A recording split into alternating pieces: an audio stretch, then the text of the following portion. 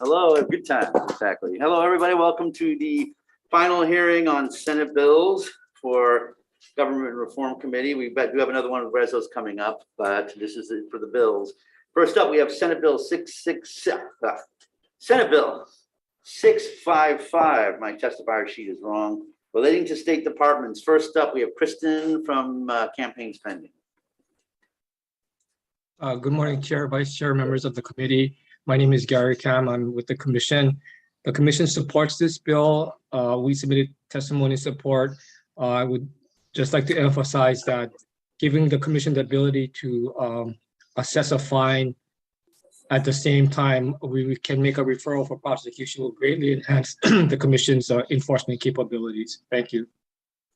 Okay, thank you so much. I guess there is a typo in the hearing notice. It's actually Senate Bill 665, Senate Draft 1. Next up, Sandy Ma, Common Cause Hawaii. Good morning, Chair. I am. Sorry to shock you. That was good to see you. Go ahead. Good morning, Chair, Vice Chair, members of the committee. Sandy Ma for Common Cause Hawaii. We provided comments on SB 665. We just have a concern over one provision on SB 665. It's at page 2 from lines 3 through 8. It provides that the Campaign Spending Commission may assess fines for advertisements that lack information required by the section. Or contains false information about the time, place, or means of voting. And so we're concerned about that because, for example, last election season for the 2020 elections, Common Cause provided information about the primary elections, vote service center hours, and also the drop boxes, the locations. Between the primary and general, additional drop boxes were opened throughout the counties, all the counties really. And then, but our information that was put on postcard sizes were already out there between primary and general. And we don't want to be assessed because we didn't have an intent to provide false information about the means of voting. And so there is not a knowing or intentional providing of false information requirement in that provision. And we would have been tagged for possibly providing false information. So I just wanted to bring that information, that concern that we have about this provision. There was no intent on our part to mislead the public. It's just the information changed. Yeah, no, thank you for that. It's very poignant. Thank you. Appreciate it. I'm available to answer any questions. Jennifer Azuma Krupaliak, sorry if I mispronounced her name, individual, written in support. That's all we have on the measure. Members, are there any questions of the testifiers? Seeing none. Chair. Yes. To your far left. Yes. Sandy, if you will, please, who has ever got caught convicted of this? How big of a problem is it? I don't have that information. You just have your personal experience. Yes, I do. And I don't want Common Cause to be accused of something like this because we're nonpartisan and we do try to educate the public. Because you've always taken the high ground. Thank you for all I you try. do. Thank you, Rep. Ward. Thank you. Chair. Any questions? No, that's. No, quick question for Sandy real quickly. Just more of on another part of the bill. So, there's a provision in there that if you're convicted of an offense that you are barred from running for office again for now up to 10 years. But what are your thoughts about the fact that the person who may have had a conviction who's then done their time, so to speak, and served should be barred? Shouldn't that be the decision of the voters, whether or not that person, since they've successfully done their due diligence to society, whether or not they should be re-elected or elected to that position again? That's a great question. Chair, so it's, we do believe that public trust is paramount. And if you've been convicted of an offense, then you do have to and you've served your time, but still public trust is paramount. And we do agree that there should be some time between running for office. So thank you. Thank you for your feedback. I appreciate it. Okay, anything else? If not, let's move on to Senate Bill 2040. First up, Campaign Spending Commission. Good morning again, Chair, Vice Chair, members of the committee. The commission supports this bill and we have submitted testimony and support, and I'll just stand on that. Thank you. Thank you, sir. Appreciate it. That's all we have on 2040. Anybody in the audience or Zoom wishing to testify? Seeing none, members' questions of campaign spending. Seeing none, let's move on to 2147. Scott Nago, Chief Election Officer. Good morning. The Office of Elections will stand on its written testimony, noting that this bill is not necessary since the lawsuit has been dismissed. Thank you, and we'll be happy to answer your questions. Okay, that's all we have on this measure. Anybody in the audience or Zoom wishing to testify? Seeing none, members' questions. Sure. Yes, Rep. Ward. Mr. Nago, what's the purpose of a bill that says you can't sign up or you've got April as a deadline? I'm confused about what the purpose of this is. Is it COVID related or what? I believe it was due to the late reapportionment or the start of reapportionment due to COVID. Therefore, the plans wouldn't have been available. And then the lawsuit on top of that. But isn't everything now open for people to sign up? So this April would be, I mean, like they can go down today or starting a couple of days ago. Yes, so candidate filing did begin for statewide offices on March 1st. And on March 16th, we opened it up to everybody else. So like I said earlier, this bill, we don't believe this bill is necessary. Because, yeah, this one says they gotta wait till April. The first working day of April shall be made available, nomination papers. So you don't think it's necessary? Is that what you just said? Yes. Okay, thank you. Thank you. You're welcome. Quick question, Scott, while you're still there. Yeah. Given that, things got off to a very late start, incumbents and other candidates who have run races before are in a much better position to pull, get signatures, set up their campaign committees and file, as opposed to citizen candidates who are probably just getting involved for the first time. What would be your feedback insofar as the potential of using the bill as a vehicle to extend by, say, 10 days the filing deadline so citizen candidates can be ready to get involved and meet the requirements for filing? I mean, that is a good idea, but unfortunately, the deadline, the candidate filing deadline is set to meet the federal law that says we have to have ballots ready to mail overseas 45 days prior. So there really isn't much room to move back or postpone the candidate filing deadline. Okay, thank you so much. I appreciate your feedback on that question. Okay, anybody else? If not, let's move on to 2388. First up, Campaign Spending Commission. Gary. Good morning. Good morning again, Chair, Vice Chair, members of the committee. The commission, of course, supports this bill relating to electioneering communications. However, the commission prefers what was in House Bill 1888, House Draft 2. So I don't know if this is the commission to ask or whether it's JHA, but we would prefer the language in 1888 HD2 on page 3, lines 1 to 12 be put into this bill. Thank you. Okay, thank you so much. Appreciate your feedback. Sandy Ma, Common Cause. Good morning again, Chair, Vice Chair, members of the committee, Sandy Ma for Common Cause Hawaii.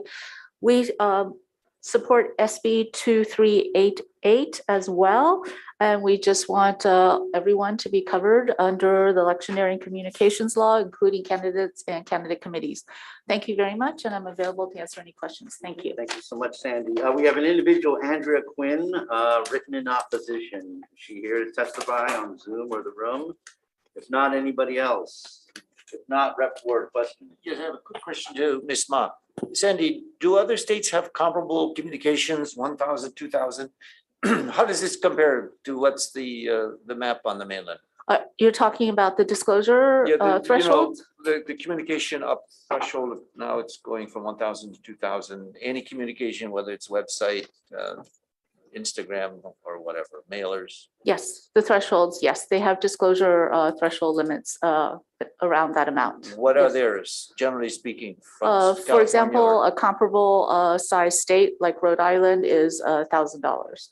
$1,000? But their campaign finance structure is slightly different than Hawaii's. What's But the highest threshold of That- any of the states? Do you that I know? don't have. What's off the lowest then? What's the uh, lowest threshold? That I don't have either. Maybe Gary for Campaign Spending Commission has that information. Okay, thank you. Thank Chair, you. if I may punt You to may. Gary, are you able to say what's going on in our collegial states with maybe minimum or maximum threshold for these quote communications, electoral? Are you there? Well, I do know that it's higher at the federal. I don't know what the other states have it at. You're talking about the 1,000 versus 2,000?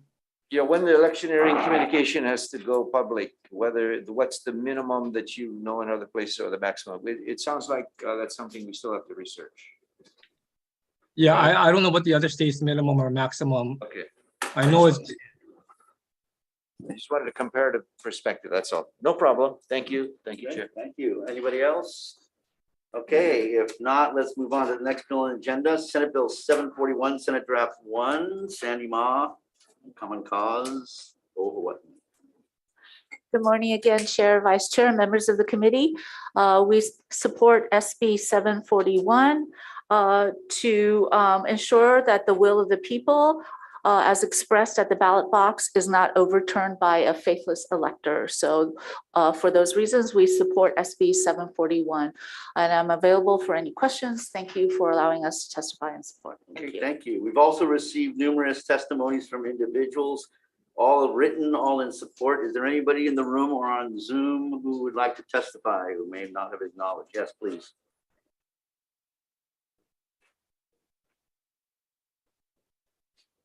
Morning, Chair, Vice Chair, members of the committee. I'm Janet Mason from the League of Women Voters. The League strongly supports this bill.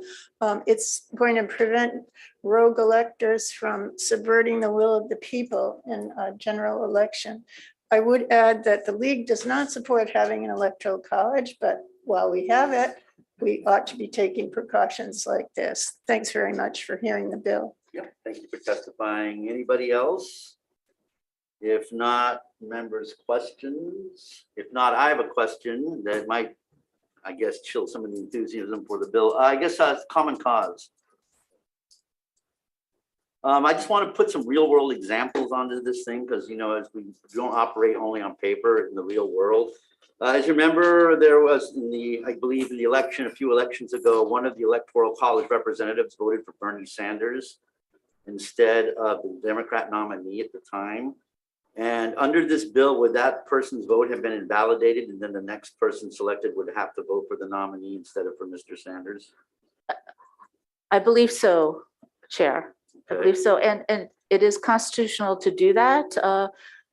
There was some concern a few years ago as to whether Electoral College representatives, I don't think I said that quite correct, but there was some concern as to whether people who are have First Amendment rights. And so if they are appointed to the Electoral College or elected to the Electoral College, they have to vote the will of the people. So that has been decided. So under this law, then that person would have been removed and a new person put in and they would have had to have made the choice then of the person on the ballot. So, and also just a follow-up allegory, I guess, you know, pick on my good friend or former colleague, Representative Thielen, say Trump is on the ballot again, and they did not support him and they chose to vote for somebody else, they too would be removed and another person would be put on to vote for that candidate. If the voters of Hawaii elected Mr. Trump as to be the president, yes. Thanks for clarifying that difference. Okay. Thank you. Okay, any other questions on 741? If not, let's move on to 2384 SD2. First up, Jan Govea, University of Hawaii System. Good morning, Chair, Vice Chair, and members of the committee. My name is Jamie Ho, and I am representing Ms. Govea this morning, who apologizes for not being able to attend. The university stands on our written testimony in support of this bill. Thank you. Thank you so much. Phyllis Shimabukuro Geyser, Department of Ed. Written testimony in support, Bonnie Kahakui, SDO.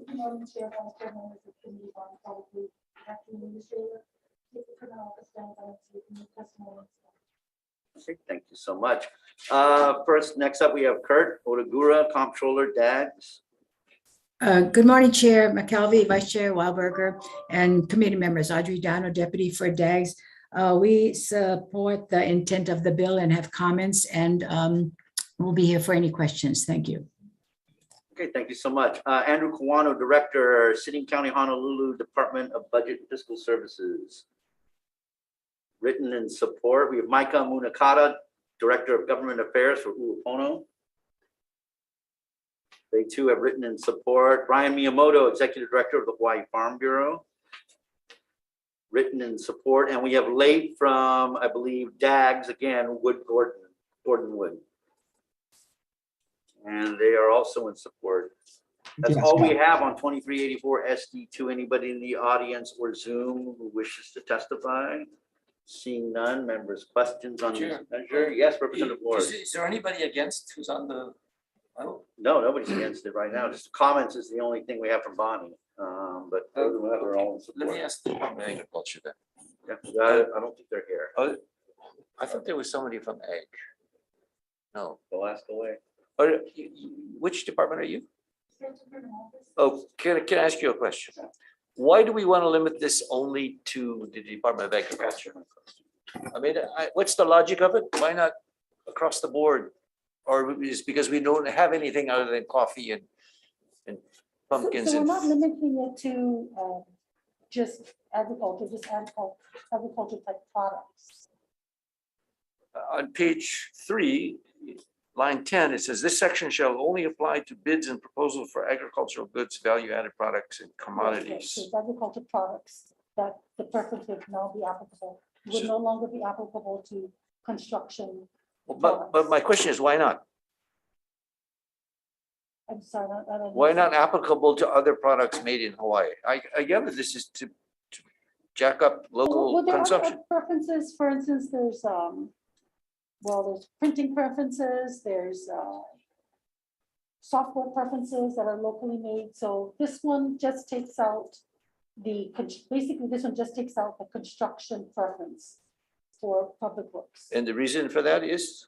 Because we found that the preference is no longer needed. All the major contractors use the local aggregates anyway.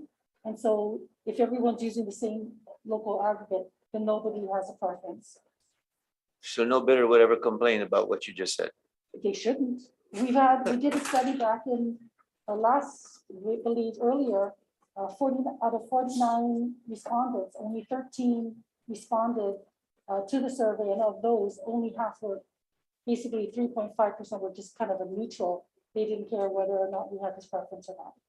Okay, so they're all happy campers. They Okay, seem to be. very good, thank you. A quick question again along Representative Ward line. I guess a glass half full, glass half empty argument. Wouldn't the bill be better served if it reflected another bill, an admin bill I don't think is moving anymore, to simply just take the preference out for construction goods and not speak to these other items? It could, but we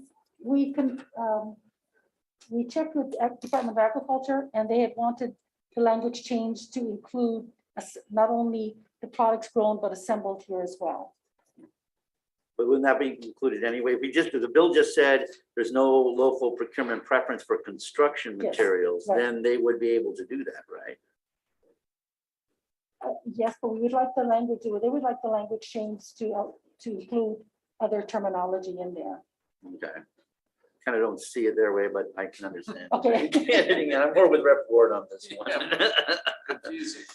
Okay, but it's good to know about the aggregates. Okay.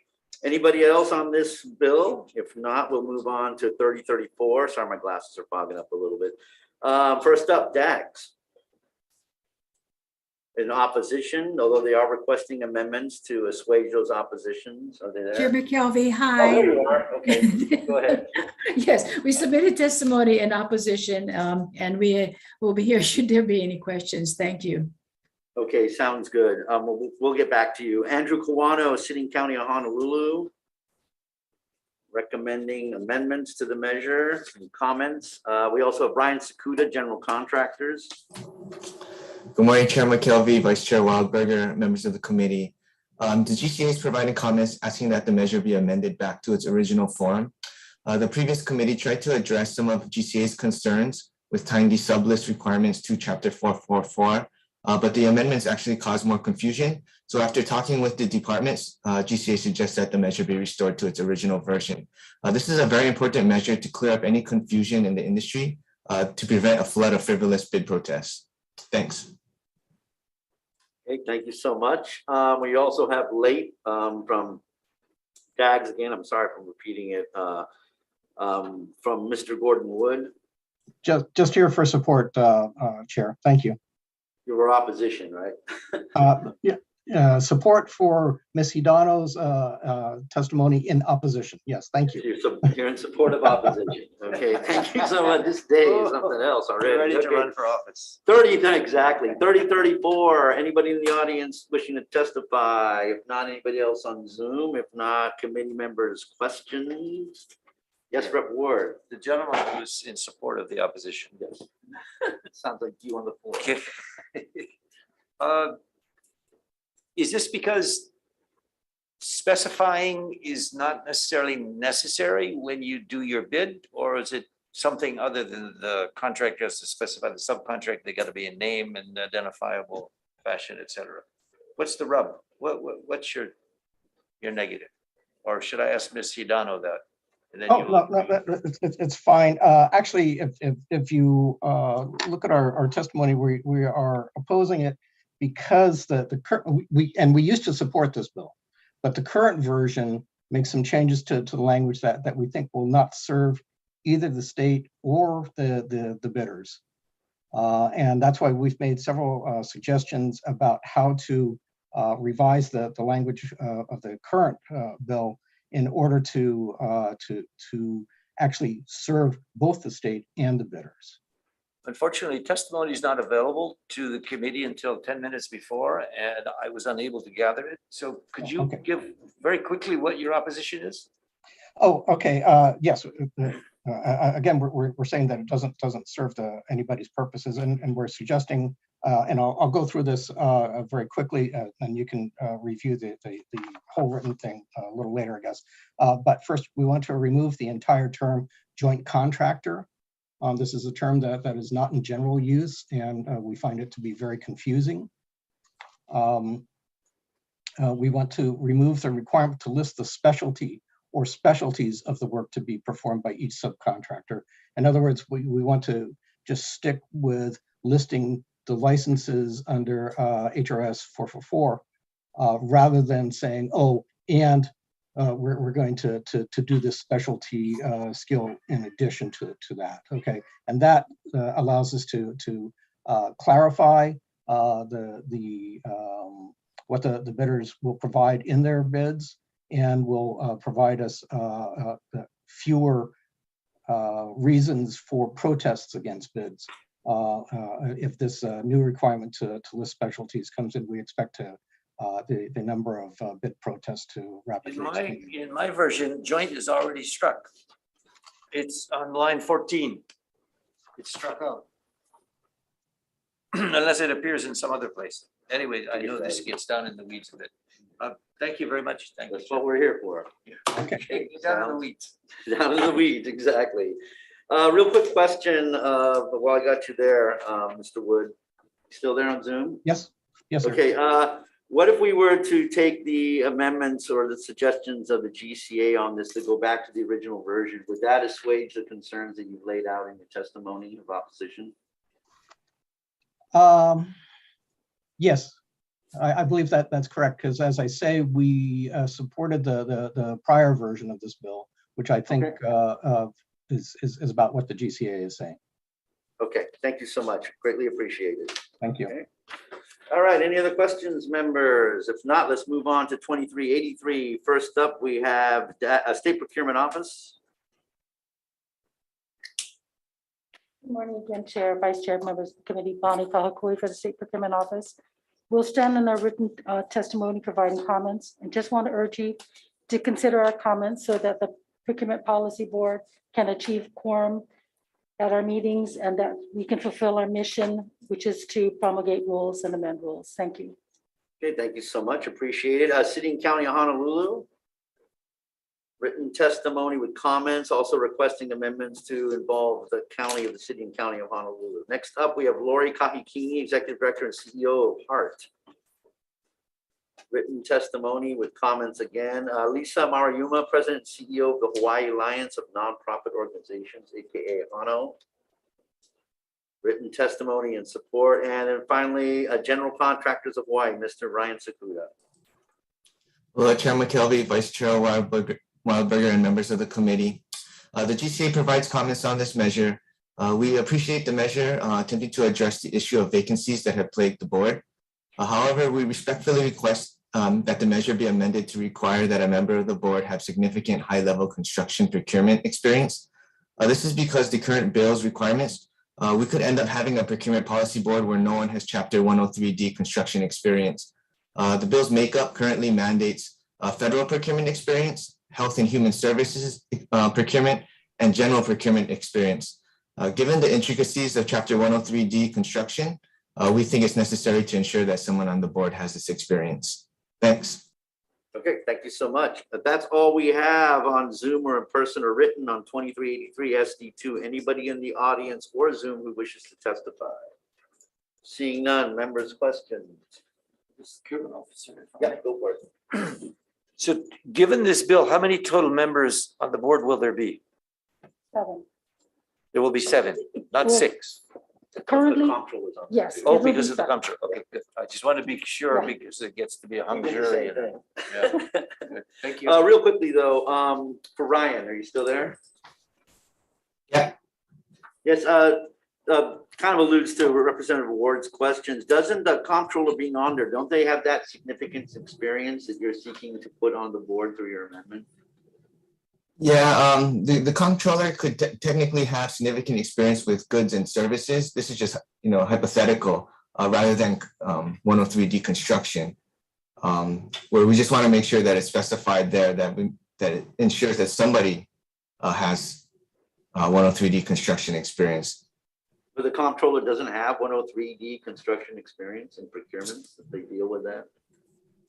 Currently, we have a lot of faith in the current comptroller, but there could be a scenario later down the road. All right, thank you for educating us on that. Members, any other questions of our testifiers? I guess one more quick question of State Procurement Office. Right now, it's a 4-2-2 allocation between the governor and the state senate and the House. Would, I guess, you be opposed if this committee were to consider rebalancing it for balance of powers to make it even nomination of all 3 branches? We probably would not have a problem with that, as what our main goal is to reduce the board numbers so that we can get quorum. 7 is a hard number to achieve. And if we can also eliminate the 3 applications for every nomination or every vacancy, that would also be helpful because it's very difficult to get 3. Okay. Thank you. All right, thank you so much. Anybody else? If not, let's move on to 3172. First up, we have Department of Land Natural Resources, Suzanne Case, Chairperson or Designee. Designee. Hello, Designee. Who are you for the Department of Land and Natural Resources on behalf of Chair Case? We stand on our testimony in opposition to this bill. And I just wanted to point out that when we worked on this bill in 2017 and 2018, the language that is currently in 92.9 is what the compromise was, because boards like ours, which meet twice a month and have really long agendas, we were almost a year behind at that point when the language was changed. So we are concerned, our opposition is because we are concerned that if we have to go back to writing complete minutes like we used to do, we're again going to fall behind and not be able to meet the statutory requirements. I brought you examples of what we pass out now for our minutes, and they meet kind of the minimal requirements of minutes. We used to write much more complete ones, but I brought them so that you can see, and they kind of meet the requirements for minutes. So just thank you for the opportunity to testify. No, thank you for being here. We appreciate it. Oh, no, let's give it, you can go ahead and give it to our clerk over there and they'll handle it.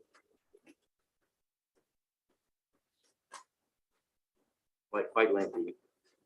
Okay, next up, we have Cheryl Park, Office of Information Practices. Good morning, Chair and members. We have some comments about the unintended consequences of this bill. This is how it currently works. Either the boards can write detailed written minutes, or as testified earlier, they can do recorded minutes, which consists of just the whole recording of the meeting, as well as a written summary of the key points at that meeting, so we know exactly where in the recording to go to. This bill would eliminate the option of recorded minutes, but it would still require any board that records its meeting to keep the record indefinitely. So for those bills that for those boards that might be using a tape recorder or something for temporary use to prepare detailed written minutes later, now they have to keep that tape recording of the minutes and store it indefinitely and buy additional supplies for each for each meeting. On the other hand, a board that has been currently recording its meetings with the intent to post the written summary as well as a full recording would no longer be incented to do so, because they would still have to prepare a full written minutes of their meeting. So essentially, this bill removes the incentive for boards to record their meetings or video record their meetings, because they must still prepare detailed written minutes and can no longer use the less detailed written summaries. And it also creates a potential disincentive for boards to tape record or temporarily record their meetings, since doing so triggers a requirement to keep that recording indefinitely. Now, if the legislature wants to go back to the way it was before 2017 and require traditional written minutes for all meetings, then we have suggested an amendment to the bill. Thank you very much. Okay, thank you so much for testifying on the measure. We appreciate it. Let's see, we also have on there, Department of Commerce and Consumer Affairs, PBL division. Comments from the licensing administrator. Douglas Meller, League of Women Voters of Hawaii. Written in support. Brian Black, Civil Beat Law Center, Public Interest. Written in support, also requesting amendments for timestamps. Sandy Ma, Common Cause Hawaii. Good morning, Chair, Vice Chair, members of the committee. Common Cause, Sandy Ma for Common Cause. We are testifying in support of SB 3172. We do like more detailed minutes and also recordings, whether video or audio of the board meetings. And the reason is not everyone has access to broadband to watch the meetings online. So that's why detailed minutes would be helpful. And another thing that we also would like is that if possible to live stream the board meetings, and then to have the live stream or audio recording posted on some on the board website, so that people could review it at their leisure for those who do have access to broadband. I'm available to answer any questions. Thank you for allowing Common Cause to testify in support of this measure. Okay, thank you for being here. We have Sterling Morita, Hawaii chapter of the Society of Professional Journalists, written in support. We also have numerous pieces of written testimony from individuals in support, except for John David Boodle, who is not a happy camper and opposes the measure. Is there anybody in the audience who has submitted written testimony as an individual who would like to testify, or on Zoom? Seeing none and noting their testimony, members, are there any questions of the testifier? Representative Ward. OIP, please. I'm seeking the definition that the bill references as complete notes. What does that mean? Complete minutes. That's one of the standards that it says it has to reach. If it's written, it has to be complete minutes. What are they as defined? The substance of all matters proposed, discussed, or decided. So you have to provide a detailed paraphrasing of the discussion when you're writing a written minutes. Whereas in the summary, you don't have to do that. What you have to point to are the timestamps of the places in the recording where the public can find the discussion of each agenda item, as well as each motion and vote. So the summary becomes like a index to go to exactly the place in the meeting where important things take place, and you can see for yourself what was actually said. That's if the recorded minutes are being kept. So in a rule of law, when the issue or fact is in question, would the audio overrule the written, or the written overrule the audio? That's like when you write a check, it's the written out number that has more authority than the actual written numbers. I mean, the actual numerals. In this case, what's a court ruling? Which one is the superior? The audio or the written? If you have a written minutes, that's what we're going by to understand what took place at the meeting. But if you have a recording, an actual recording of it, you can make your own mind up as to what the person actually said. It's not being paraphrased for you. You're hearing it on the recording as to what a person said. If that's your question, So there's not a precedent where a judge would say, look, we're going to take the actual video footage and take that as the fact rather than the interpretive paraphrasing by what might be a biased recorder, et cetera. There may be no actual recording if you're just doing written minutes of the meeting, right? Well, this one says we want both. We want both. No. It says if you were recording it now, if you're not recording it now, you wouldn't be having to. Oh, you don't have to do both. Yeah. Okay. Right. The last question I have is to Ms. Ma. What are other states doing regarding the complete minutes versus the video? The technology is overcoming, or we just are one of those who are now just getting to it? Thank you for that question, Rep. Ward. I don't have that information offhand. I could find out for you. I know that a lot of boards and commissions across the nation are not having it online as of yet. I know that's something that we are pushing for as common cause throughout the country. So again, the state of Hawaii is advanced above the other states. I wouldn't say that, I wouldn't say exactly that, but certainly we are trying to be more open and transparent and have public be able to engage during this pandemic, and as an island state, have people on other islands be able to engage in statewide boards without having to fly and be able to participate that way. Thank you for pushing us in that direction. Thank you, Chair. Thank you. Thank you so much. Any other question, members? If not, let's move on to 3219. First up, John DeFries, President and CEO of Hawaii Tourism Authority.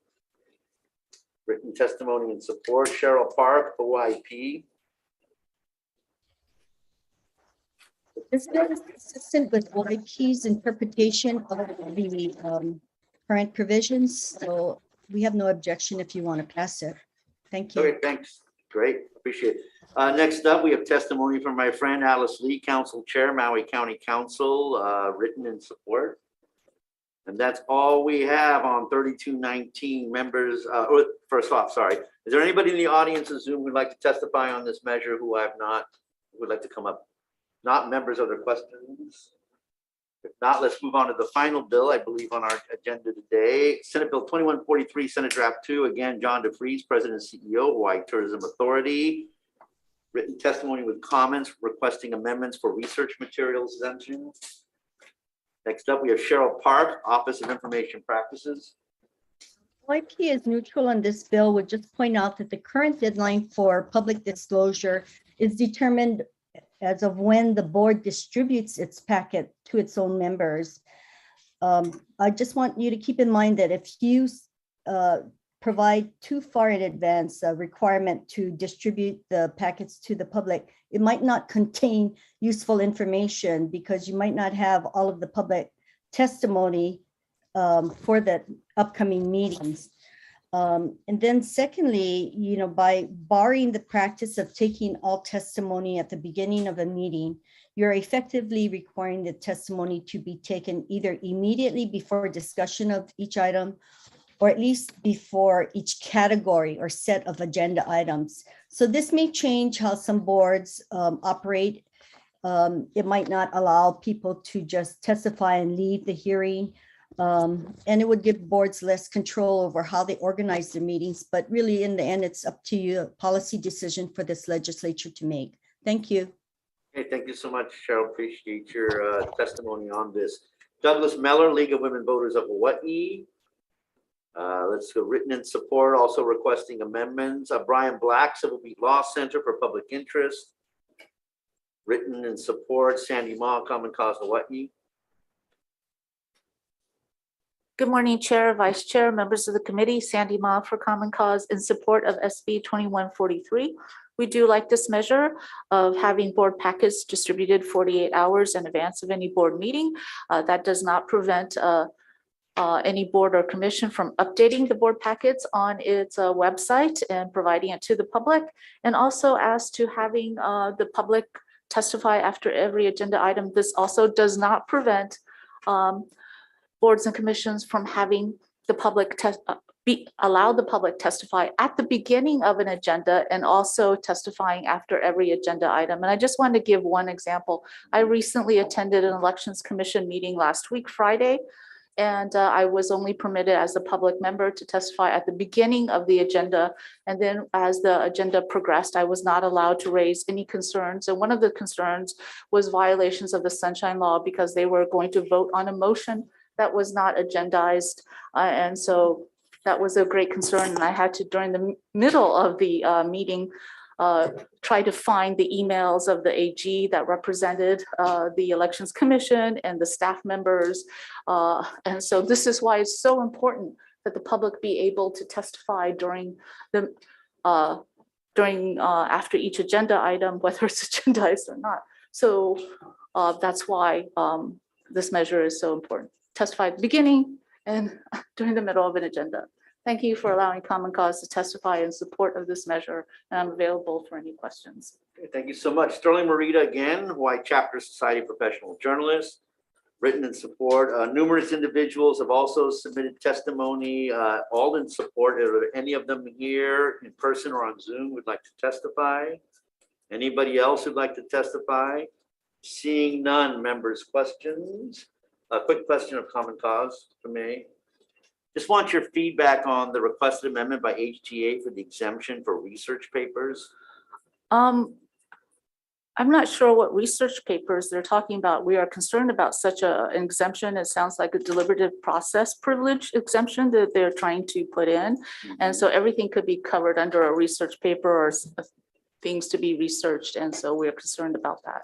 Thank you So much. I greatly appreciate your feedback Sure, on can I that follow question. up? Yes, Rep. Ward. What's the practice out there? Are boards actually giving it, like when the meeting is brought to order, they're handing out the packet? Is that the practice? So thank you for that question, Rep. Ward. So a lot of times boards and commissions, the packet will be given right when the meeting starts. And so even for commissioners, they will just have the packet at that time because the current law is when it's given to commissioners, it's given to the public. And so commissioners and board members are leafing through the packet when the public is leafing through the packet at the same time. And so it's not conducive to informed decision-making by board members or the public. Some of it must be systemic. If you remember my earlier comment, an apology to the gentleman who said, we don't get our testimony here of what you guys are doing until like 10 minutes before. If we don't get it printed out, it's like, hey, I don't know what the testimony is. And most people are standing on their testimony of which they assume will be read, which is fatal. Anyways, the parallel with what's going on in the boards is actually still in the legislature. And this has nothing to do with our great chair sitting next to me. Well, speed reading. That's a great article. I've learned. You gotta speed read in this committee. Evelyn Wood. That's right. Any other questions, members?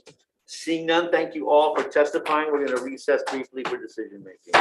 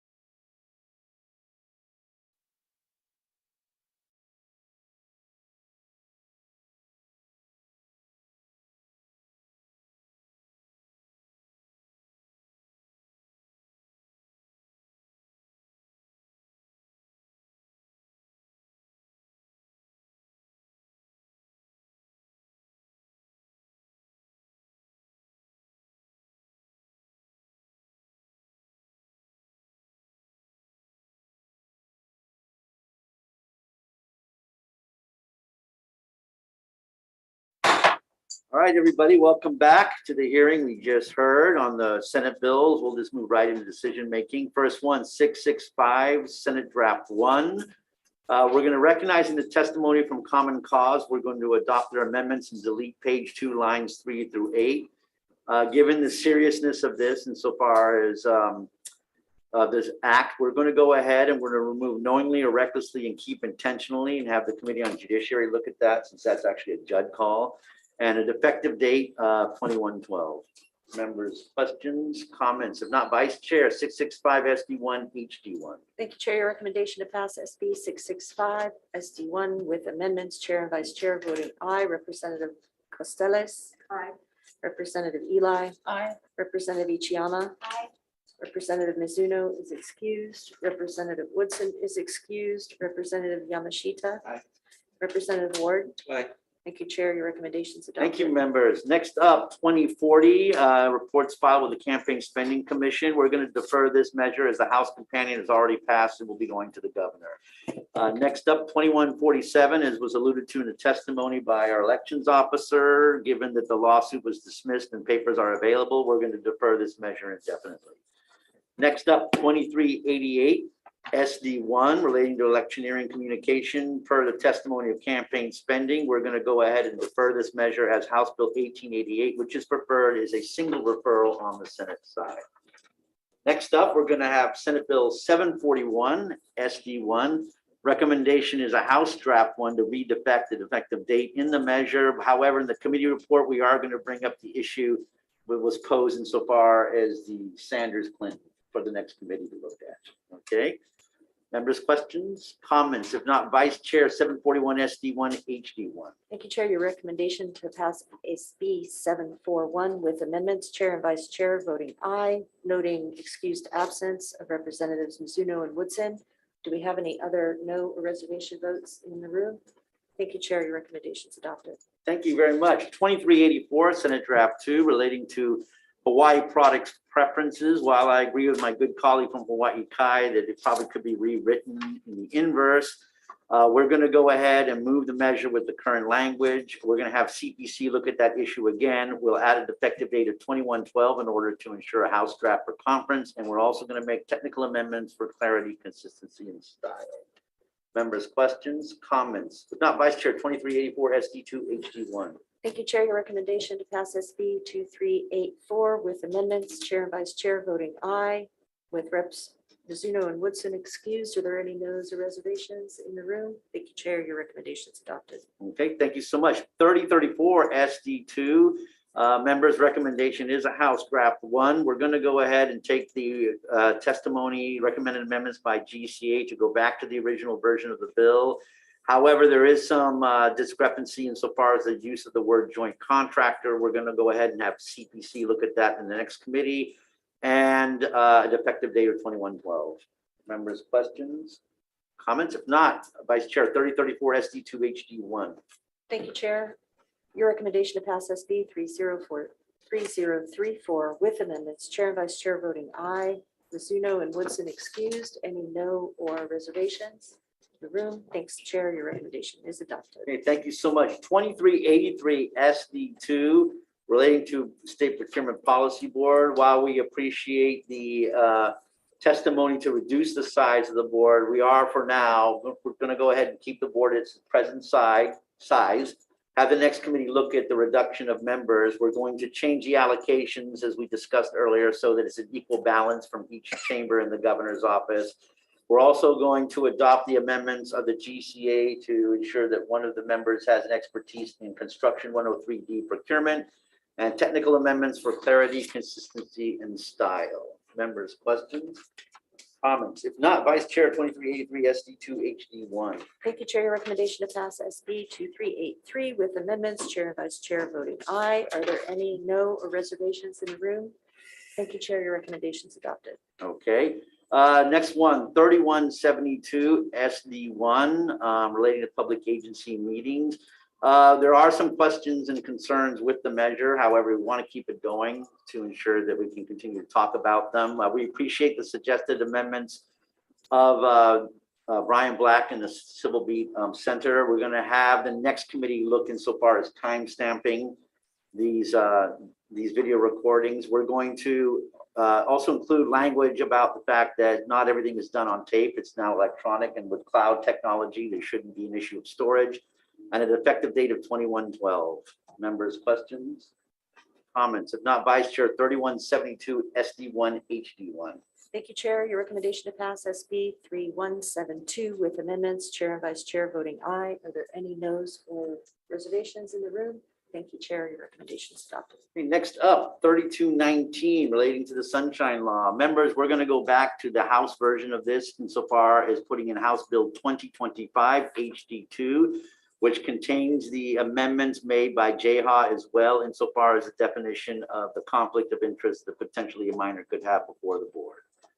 Members, questions, comments? If not, Vice Chair, 3219, and an effective date, sorry, 21/12. 3219 HD1. Thank you, Chair. Your recommendation to pass SB 2319 with amendments, Chair and Vice Chair voting aye. Any no or reservations from other members in the room?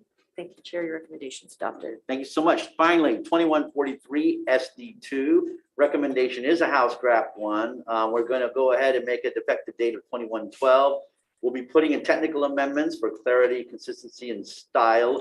We're going to flag in the committee report that there may be potential conflicts with 2026, but conference is the place to handle those potentially.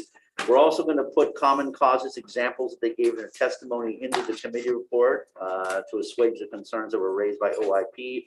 And we're also going to note in the committee report that although HTA would like to see research papers exempted, the problems it could cause insofar as public transparency goes. Members, questions, comments? If not, Vice Chair, 2143 SD2 HD1. Thank you, Chair. Your recommendation to pass SB 2143 with amendments, Chair and Vice Chair voting aye. Are there any no or reservations from other members? Thank you, Chair. Your recommendation is adopted. All right, mahalo, everybody. Have a great week.